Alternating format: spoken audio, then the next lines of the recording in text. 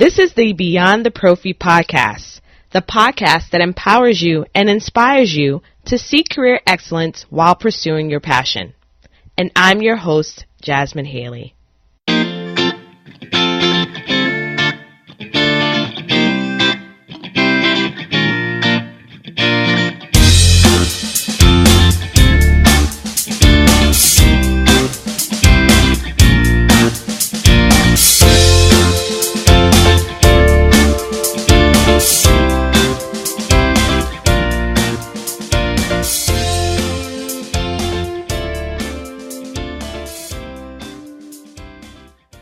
Hey BTP family, this Beyond the Prophy podcast episode is brought to you in part through a sponsorship from Young Dental. This episode's featured product is the Delish 5% sodium fluoride varnish. It's smooth and translucent. There's no stringiness or clumping that makes it difficult when you're trying to provide a fluoride varnish treatment.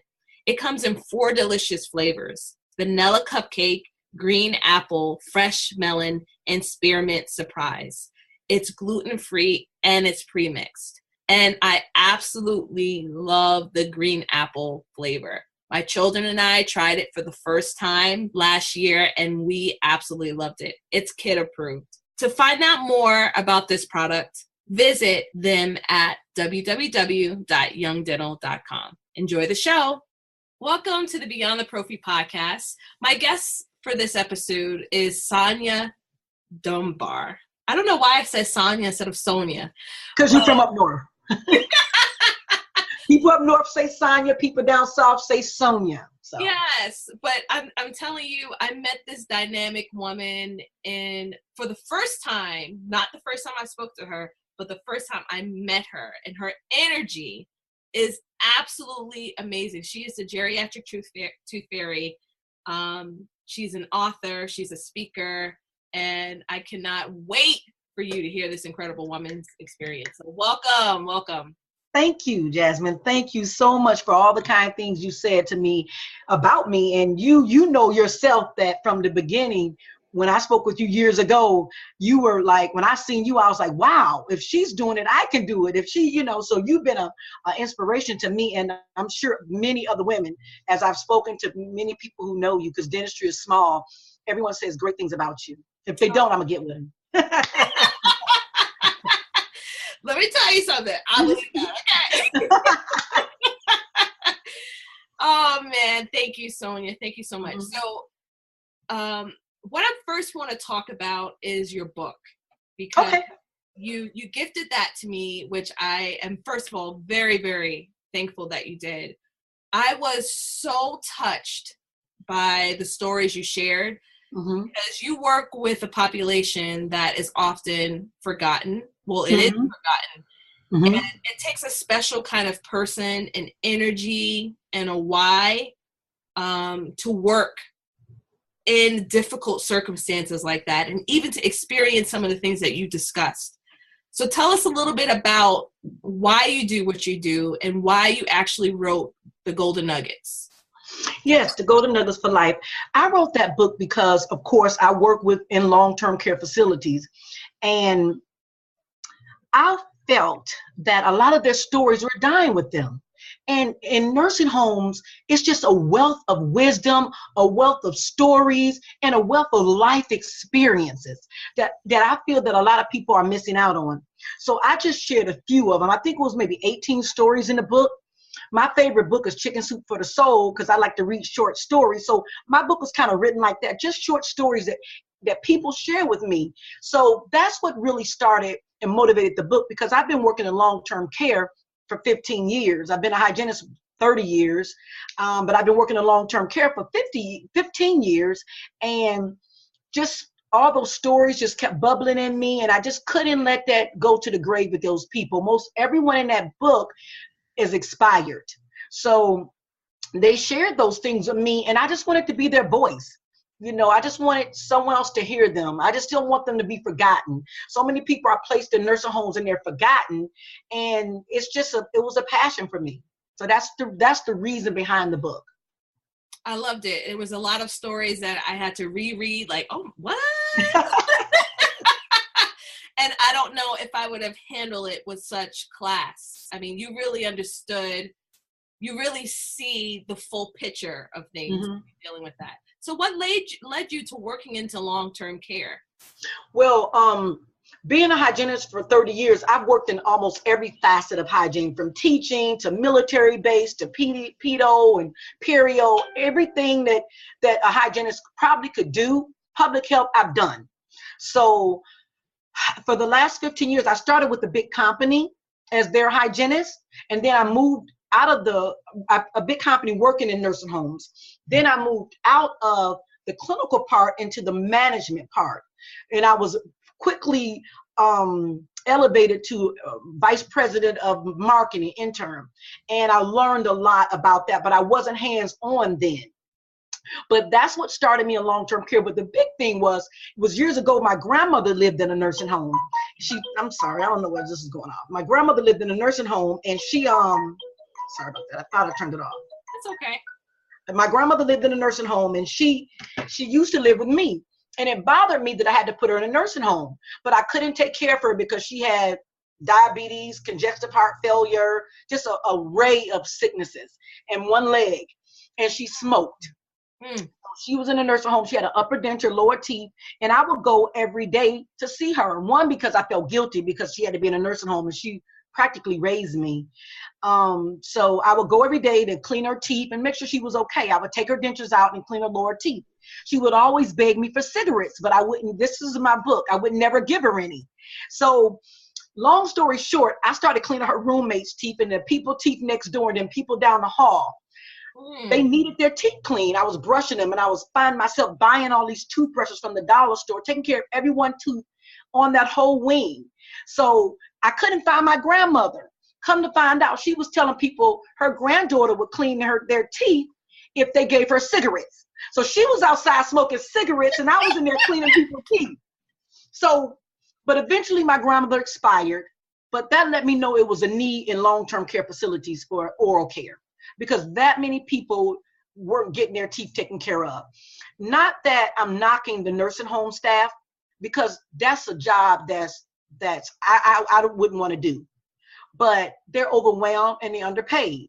And if someone's fighting you because they have dementia, or if they're contracted, or if you have a lot of people and people are rushing you to get them dressed because they have appointments, you may skip toothbrushing. That may not be the first thing you do. But that can cause, what damage. That can cause the people to have pneumonia. It causes a lot of other sicknesses. So that's where my passion started from with my grandmother. Wow, that's so awesome. But the thing is that you didn't stop there, because I think what I want the listeners to understand, when I heard your full story, I was like, oh, this is a boss, like a queen, like, wow, amazing what you've done with just taking how you've kind of grown in long-term care facility and your own. So how did you get to that point? Like, what would you recommend, especially for listeners who are feeling like, I have a calling, I have a passion, how do I get to be a geriatric tooth fairy? How can I, or not just specifically for you, but their own version of whatever their goals are? What made you reach that? Well, what made me reach that is because it was a passion for me.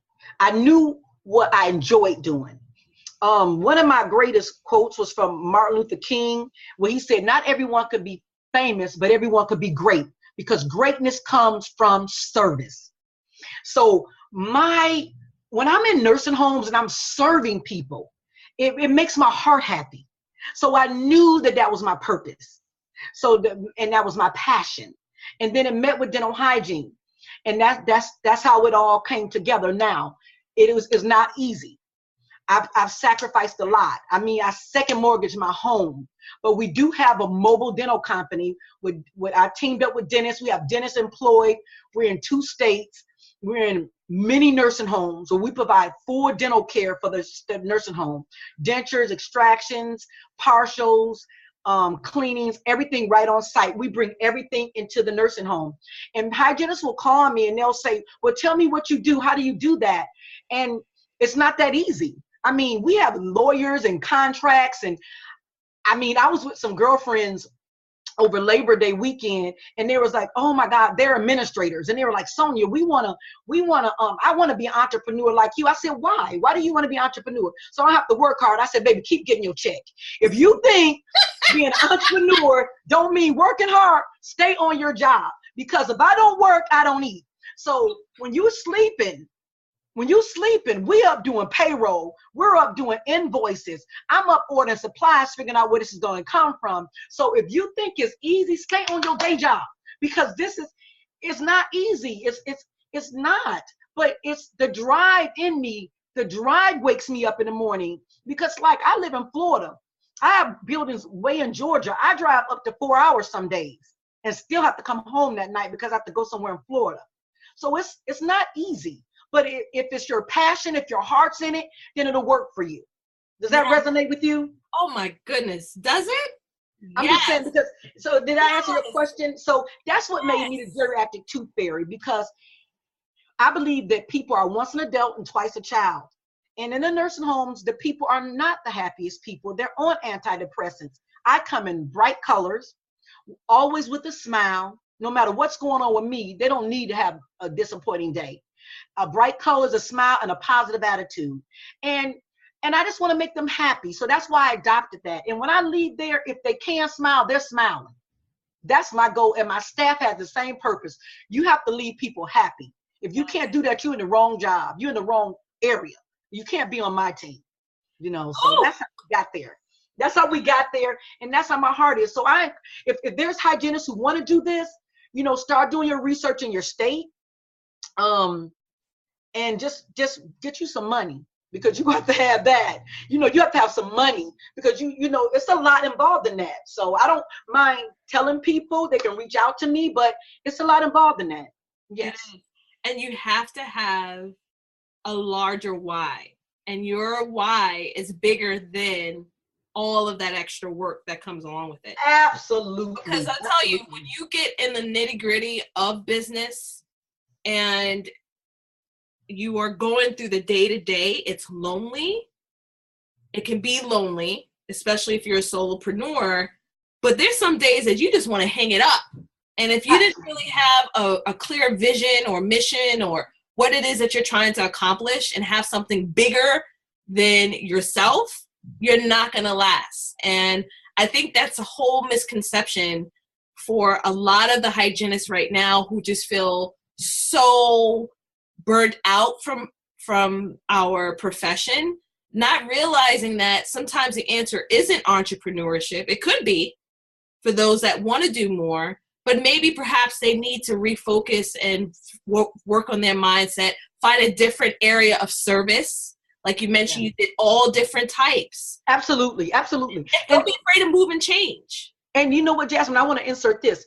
For 6 years, I left hygiene completely. I kept my license active. But when my children were younger, because my children are like 9 months apart, so they were like 1, 2, and 3 at one time. I was a military wife.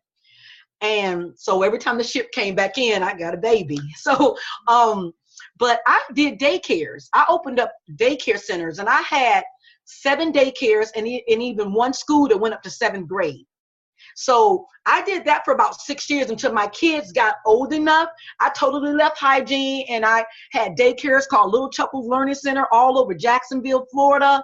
And I had a school that went up to 7th grade, and it was amazing. So that was a little break I took, and so I could be with my children during that time, because I was getting a little burnout doing the same thing. But I love hygiene, and I went back to it once my kids got older. But I've always had an entrepreneur spirit. So you have to have that sacrifice in you, to me, to want to do that. Because like you said, I'm a solopreneur. I don't know exactly what that is, but I've lost a lot of friends in this journey, because friends who have regular jobs, they work regular hours.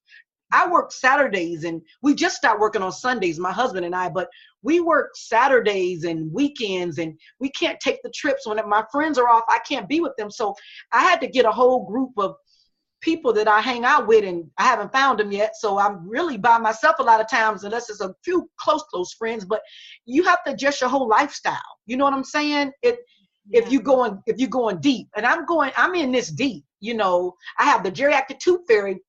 which is separate from Mobile Dental Express. The geriatric tooth fairy, she speaks. With you, I'm hooking up. I'm going to be doing some online classes.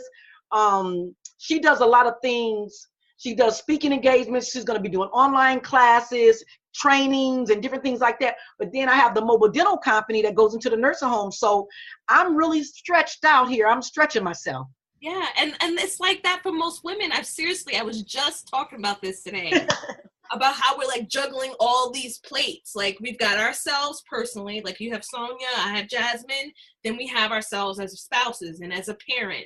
Then we're holding, and then when you have a business, there's multiple layers to that business. Whoa, yes. And it's like, it can be challenging. And so when I say like solopreneur, yes, I do have, for me personally, I do have virtual assistants that I contract out for certain things to help. Good. Really, it's just me. It's not like I can go like, hey, what you think about this? It's not. Right. Okay, I got like it. That. And so for most people who are working that way or building something, it can get lonely. And I really appreciate you being so transparent. It does change things. And many people don't understand when they are working and getting a check every 2 weeks. You can't think that way as an entrepreneur. No, if ma'am. You're relying on yourself for bringing that income in. Absolutely. It's no joke. And so it almost made me realize too, after doing this, for 2.5 years, I'm still a baby in it. But it just made me have appreciation for the dentists out there who are clinicians and business owners and every other dynamic that they have to consider. It made me sympathize with them more. Absolutely. I didn't understand. I know. I didn't understand. And I'm like, man, wow. So now we understand why they're stressing like they do when we're working with them clinically. So yeah, I understand that. Mm-hmm. All right. So geriatric tooth fairy, tell me, you are a speaker. First of all, yes. You're dynamic. I love your energy. Thank you. So what made you go that route? Like what is your mission as far as reaching people in that way? Yes, the geriatric tooth fairy took on wings of her own, and I consider myself like an elderly person ambassador. I feel that my mouth is big enough and my energy is strong enough and my passion and love is passionate and deep enough that I can be that voice for them, to one of the voices for them, because there are a lot of people out there doing this, but one of the voices of them to say, hey, there's a problem here. We need to get in these people's mouths. We cannot forget them. And being a clinician, I feel that's part of my duty since I've been given this passion from God. So I'm just being obedient and allowing him to order my steps, because I just feel just so overwhelmed. And let me just share this with you real quick, Jasmine. Mid-July, I had a major surgery, and when I went into the surgery, I didn't think I was going to live. And God bless me, I came out of it for some reason or another, but they had a hard time waking me up from anesthesia. And my husband, my daughter were there crying. They didn't think I was going to come around. But from that moment to this one, I've told God, if you wanted me here because you didn't take me, so I don't even have a fear of falling anymore. I'm just all in. So I'm just screaming it from the mountaintop. I'm not afraid anymore. I'm not ashamed anymore. Everybody doesn't have to accept me. I'm just going to do what I'm told to do by my Creator, and the people who are supposed to accept me will, and the people who won't, there's somebody else they're supposed to hear. But I'm going to do what I'm supposed to do. So when I do die, I'll die empty. So yes. I'm so full and I'm so overwhelmed about what I'm doing. So the geriatric tooth fairy goal is to educate, communicate, and motivate the importance of elderly oral care. And that's what I do. In the dental field, outside of the dental field, I'm doing classes, teaching the in-services to the staff at nursing homes. I'm speaking to nursing home administrators at their meetings. I'm speaking in different conferences all over, and I'm so excited about it. And even the general public, even this month, we have Toothbrush Tuesday going. I made, being a geriatric tooth fairy, I made September Senior Month. And every Tuesday in September, I'm on Facebook encouraging people to take toothbrushes to the nursing homes in their community. One, that gets people into nursing homes in their community, because a lot of people don't even know the nursing home in their community. And they're there. They're just hidden up in the cut. But they're in our communities, and a lot of people don't even know them. So a lot of people have inboxed me. Many people have been involved on Toothbrush Tuesdays, and I'm just excited. But I'm asking for guidance and which way to go from our creator on how he wants me to spread this, because that's my passion in life, and I love doing it. The Mobile Dental Express, that's how I eat. But this geriatric tooth fairy, this is why I wake up at 4 in the morning, and I'm excited, and I'm lying, and I'm going, and I'm thinking of ideas. It's my energy. It's my fuel. So yeah, I love it. I love it. And I can feel your energy right now. I felt it when I first met you in person. Yay. I'm just like, you're incredible. You really are. Thank you. You know, there's something that really resonated with me that you just said, because when my mom passed away, that was very, and I know I mentioned it several times, but every single person, no matter who you are, has some sort of monumental life experience that changes you. Okay, yep. And that was me. That was the loss of my mother. Okay, that's big. And yes, it is. And I never lost anyone that close. She was a single parent. And so it was like the whole world was like unexpected. And for most of my life, I felt like I've always lived for someone else. And my mom died with all of her goals and wishes never being accomplished. Wow. And so a lot of it was sacrifice to raise children. Absolutely. And coming from very limited resources from the South where she grew up, not knowing which way to go, very highly intelligent woman. But it wasn't until losing her that it just said, that it clicked in my head, and like, what the heck am I doing? Like, what am I doing? So I think when you mention that experience where you could have lost your life, and with many of your goals going along with you. There's Les Brown. I don't know if you ever heard Les Brown. He says that the richest place on earth is a graveyard because of people's hopes and dreams. So what would you say? What would be the thing that you would say to that person that feels like they have imposter syndrome? They feel like they can't do this. They're not adequate enough. They have it in their heart, or that this is what they would like to do, but they're letting fear keep them from accomplishing that. What would you say to that person? I would tell them to be authentic with themselves. Just be 100% real with yourself. Hold your breath and jump. Because when you have fear, the only thing that can get you past fear is just doing it. If you have fear, the only thing that can really get you there, because if you have fear and you keep holding on to it, then procrastination is going to set in. So, and everybody has a little bit of fear. Even the bravest person, anything they get on stage, even pastors, even Joel Osteen, he even said, I'm nervous when I come out here. So everyone has a little bit of fear, but the only thing I can tell you is just to do it. Even if it's a little step in the right direction. Even if you could just do a little bit, just start doing a little bit, but you're never going to do it if you don't start. I mean, that's the only thing I can tell you. If you're fearful, just do it. And you don't have to do it big, but just do it a little bit at a time, and it'll grow. What do you think about that, Jasmine? I believe that's true. And you know what? I would have to also say that if you were laying on your deathbed and you had a chance to think about the life decision that you're trying to make, if you feel to your heart of hearts, deep within your soul, that you will regret not taking a step towards this goal, then the answer is to take action. That's it. So that's it, you know? And that's why I left my full-time job. Wow. Because of negative experiences that were making me sick. And I said, you know what? I'm putting my faith in God and knowing that I'll find another way to provide. But here, let me start this business. And a little bit, right. Yeah, and use my God-given abilities. And I just started blogging. And a lot of it was just instinct and not really, just putting out there, And so I hear a little one come in. Oh, wow. They're adorable.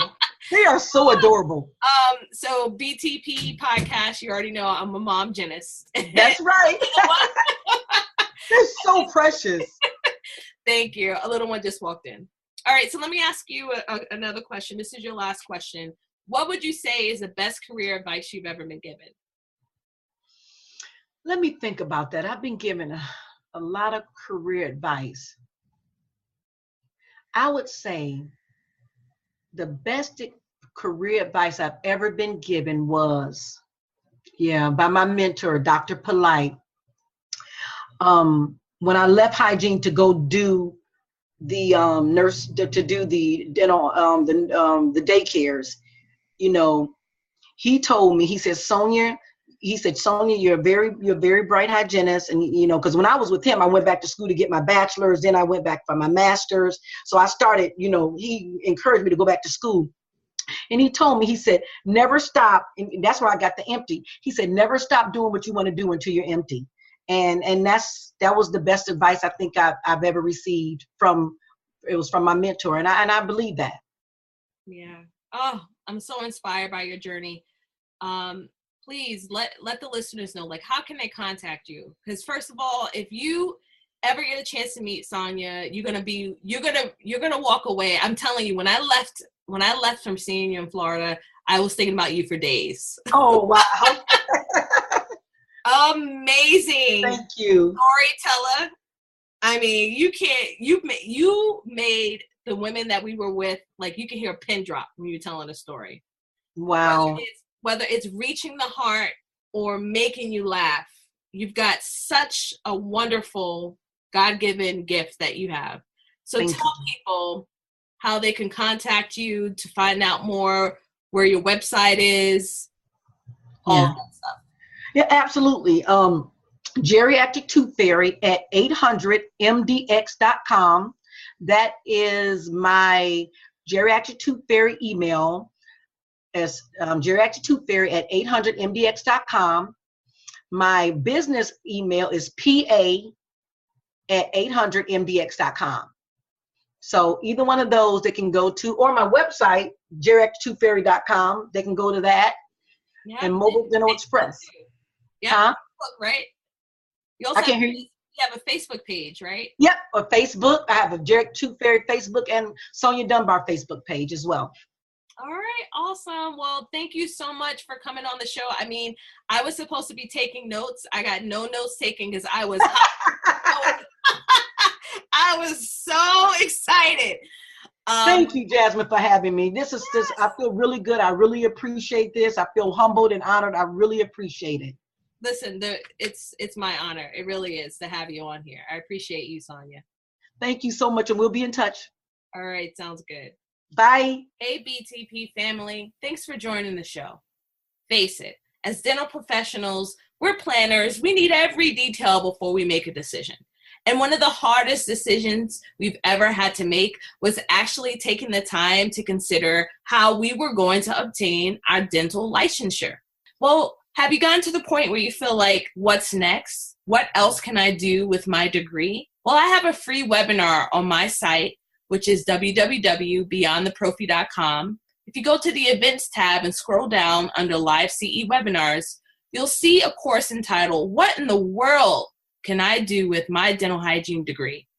We're going to cover 3 things. You're going to learn how to identify your skills and reflect on your experience to leverage for future opportunities, cultivate your innate abilities for career opportunities, and apply transferable skills for future opportunities. Please check it out. It's an awesome way that you can learn from home. It's for free. You do it on your own time. Let us know what you think about it. We hope that we continue to serve you with excellence, and we'll see you next time.